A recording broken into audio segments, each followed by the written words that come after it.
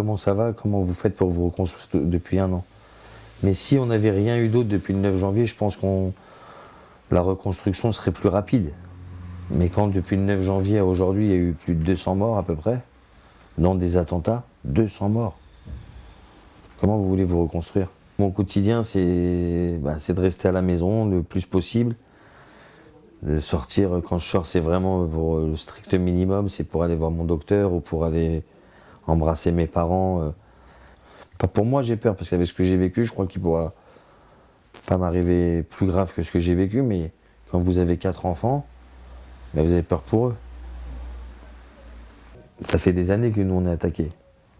Donc quand vous avez vos enfants dans une école juive et que vous les emmenez, ben c'est angoissant. Nous, c'est pas juste un attentat qu'on a subi. C'est un attentat, mais c'est surtout un acte antisémite. C'est pas que un attentat.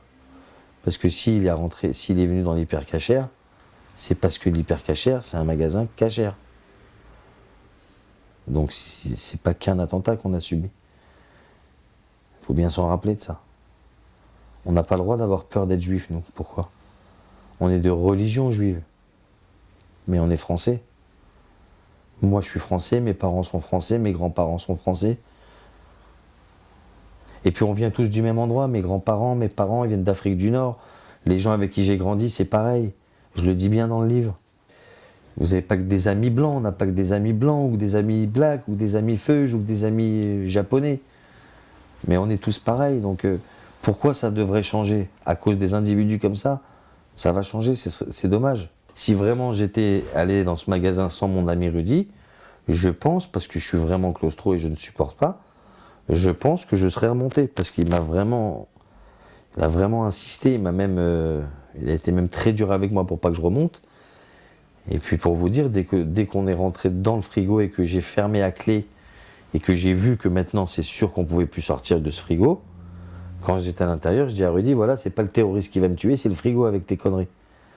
Dans des moments comme ça, heureusement qu'on a été drôle, parce que si on est 6 à creuser notre tombe, on va vite y atterrir dans la tombe. Et c'était, vous inquiétez pas, on va finir, on va tous aller manger à la maison. Je faisais des photos. On a fait pipi dans une bouteille parce qu'on avait envie de faire pipi. Il y avait une bouteille de vin, je voulais ouvrir la bouteille de vin pour que ça nous réchauffe un petit peu. Ça a été une arme pour moi et aussi pour les gens avec qui j'étais. Mais en même temps, comme je dis et je le redirai tout le temps, il faut avoir de l'humour, il faut être drôle. La vie, elle est belle, il faut en profiter.